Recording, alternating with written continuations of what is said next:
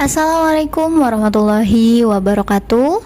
Perkenalkan, nama saya Ismaul Sultan Hasana, Angkatan 19, Latsar CPNS Kementerian Agama tahun 2025.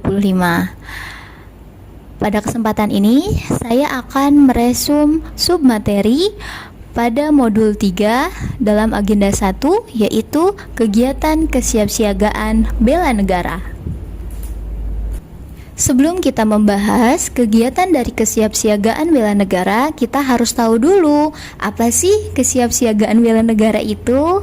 Ya, kesiapsiagaan bela negara adalah kondisi siap siaga secara fisik, mental, dan sosial dalam menghadapi situasi kerja dan tantangan kehidupan kebangsaan, dilandasi cinta NKRI, semangat rela berkorban, serta tekad berdasarkan Pancasila dan Undang-Undang Dasar 1945. Tujuan kesiapsiagaan bela negara itu ada 4. Yang pertama, membentuk sikap dan perilaku bela negara. Yang kedua, menanamkan 5 nilai dasar bela negara. Yang ketiga, menyiapkan jasmani dan mental yang sehat dan tangguh. Dan yang keempat, meningkatkan kewaspadaan terhadap berbagai ancaman. Untuk melihat kesiapsiagaan bela negara seseorang bisa dilihat dari nilai-nilai bela negara yang ada pada dirinya. Nah, untuk nilai-nilai bela negara yang harus dimiliki adalah 5. Yang pertama, cinta tanah air, sadar berbangsa dan bernegara, setia kepada Pancasila sebagai ideologi negara, rela berkorban untuk bangsa dan negara, dan yang terakhir atau yang kelima adalah kemampuan awal bela negara. Kemampuan awal bela negara salah satunya kita harus memiliki etika, yang dimana etika selalu diimplementasikan di dalam kehidupan sehari-hari, di dalam lingkungan kerja, dan juga dalam kehidupan berbangsa dan bernegara. Nah, satu contoh implementasi etika di dalam kehidupan berbangsa dan bernegara yaitu adanya etika tata tempat.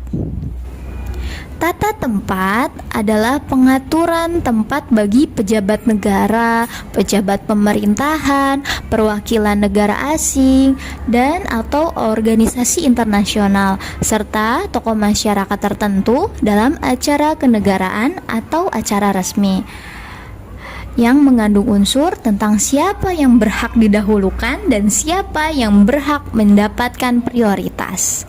Nah, itu yang dimaksud dengan tata tempat. Pada tata tempat ada aturan dasarnya, yaitu salah satunya orang yang berhak mendapat tata urutan pertama atau paling tinggi adalah mereka yang mempunyai urutan paling depan atau mendahului. Yang kedua, jika berjajar, yang berada di sebelah kanan dari orang yang mendapat urutan tata tempat paling utama dianggap lebih tinggi atau mendahului orang yang duduk di sebelah kirinya, dan lain sebagainya. Ya, di sini diberikan, saya contohkan tata tempat sesuai dengan aturan tata tempat yang ada, yaitu misal berhadapan harus bagaimana, yang lebih tinggi jabatannya duduk di mana, lalu misalnya layout tempat acara peresmiannya ini satu arah. Nah, yang paling tinggi jabatannya di mana dan yang paling bawah duduknya di sebelah mana. Nah, di layout kedua itu layout tempat acara jamuan santap malam kenegaraan. Nah, sampai jamuannya pun ketika makan itu harus diatur tempat duduknya, karena ini adalah sebuah etika dalam kenegaraan. Nah, pada contoh ini secara nyata aturan dasar pada tata tempat kita indahkan. Yang pertama, di gambar yang pertama ini, orang yang berhak mendapat tata urutan pertama ya atau paling depan itu adalah orang yang mempunyai jabatan yang paling tinggi. Lalu di gambar yang kedua, di sini pada posisi berjajar, ini kan berjajar ya, di posisi kedua ini pada garis yang sama berjajarnya. Nah, tempat yang terhormat itu adalah tempat yang paling tengah. di